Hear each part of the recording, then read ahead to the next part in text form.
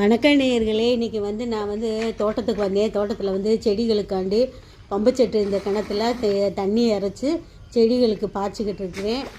நம்ம கடப்பாறை, மம்பட்டி வேலை, வீட்டு வேலை, தோட்டத்து வேலை இப்படியெல்லாம் பார்த்தாலே நமக்கு சுறுசுறுப்பாக இருக்கும். நம்ம உடம்பு நல்லா ஹெல்த்தியாக இருக்கும். உடம்புல கொலஸ்ட்ரால் ஏறாது. காசை கொடுத்து போய் ஜிம்முக்கு போகிறதுக்கு நம்ம இப்படி இயற்கையான முறையில் நம்ம விவசாயம் பண்ணுறது ரொம்ப எவ்வளோ நல்லது நேயர்களே.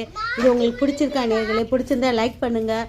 இப்போ அடுத்து நான் செடி விதை போட்டு போகிறேன். என்ன விதைன்னா அரைக்கீரை விதை. அதை நல்ல மண்ணை பறித்து விட்டுட்டு விதை ஊண்ட போயிட்டுருக்கேன் பார்த்துக்கோங்க நேயர்களே. இது அரைக்கீரை விதை.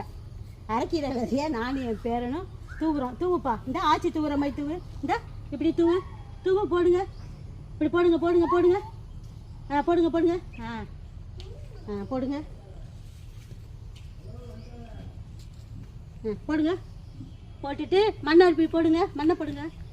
மண்ணை போடுங்க நேர்களே. என் பேருங்களுக்கும் வருங்கால சன்னதிகளுக்கும் விவசாயத்தை பற்றி நான் நேர்களே அரைக்கிற விதையை போட்டுட்டோம் பாருங்களேன். வருங்கால சன்னதிகளுக்கும் செடிகளை வளர்க்கணும், இயற்கையை வளர்க்கணும் அப்படின்ற ஒரு எண்ணத்தை நான் இப்போ விதைகள் மூலயமா இவங்க மனசில் விதைச்சிக்கிட்டு இருக்கேன் நேர்களே. போதும் போதும்ப்பா.